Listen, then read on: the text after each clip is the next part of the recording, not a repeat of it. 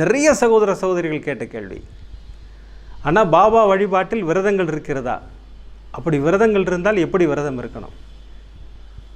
First கொஸ்டின்லேயே 2வது கொஸ்டினுக்கு answer கிடச்சிருச்சு. விரதங்களே கிடையாது.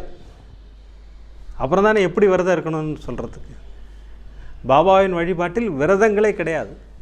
அவருக்கு பிடிக்காத ஒரே விஷயம் பட்னி கிடக்கிறது.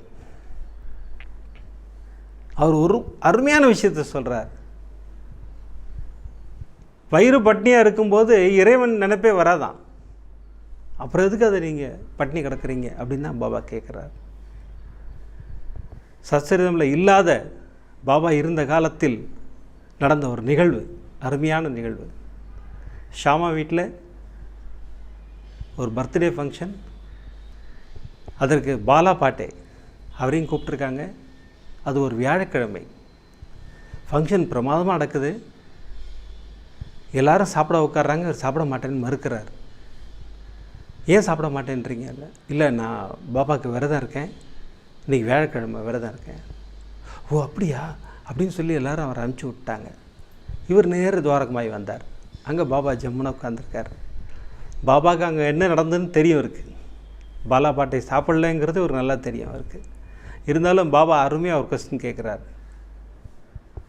சாப்பிட்டீங்களா? சாப்பாட்டு விட்டுருந்தது அப்படின்னு கேட்குறாரு. பாபா, நான் இன்றைக்கி சாப்பிடக்கூடாது, நான் விரதம் இருக்கேன். யாருக்கு விரதம் இருக்கீங்க? உங்களுக்கு தான் பாபா, உங்களுக்காக தான் விரதம் இருக்கேன் நான். பாபாவுக்கு கோபம் வந்துருச்சு.